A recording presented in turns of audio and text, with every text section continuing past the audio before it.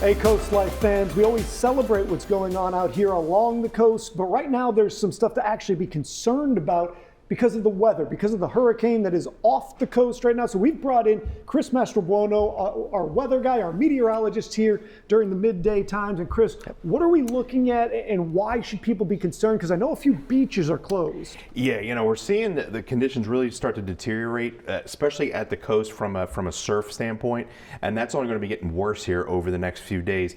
We already have high surf advisories up for the entire Delaware coast, and these even extend further to the south for Ocean City down to Chickateague.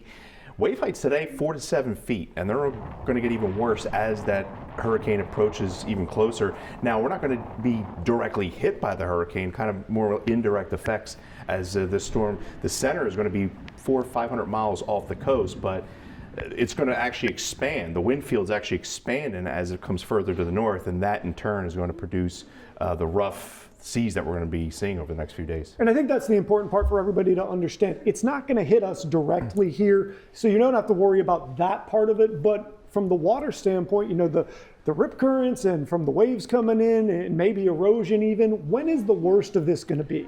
So we're looking at the worst wave action to come in Thursday. Like really Thursday afternoon through Thursday evening, we could see waves as high as 10 to 13 feet.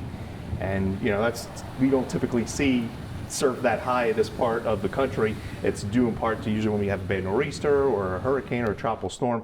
So my best advice is just to stay out of the water. Really from today through Friday. Friday's gonna be a nice day, but we're still gonna be dealing with some 5 to 8 foot waves even into Friday. So pay close attention to your local officials and all that, but I would just play it safe and stay out of the water. And I like what you said there, because if Friday is going to be a nice day, that can sometimes trick people into believing maybe we're okay here. But the water itself, the waves, the currents, that's not going to be okay. Right. So if you're down on vacation or if you plan on coming down Friday's your day off and the weather's going to be really nice, we're going to expect sunny skies.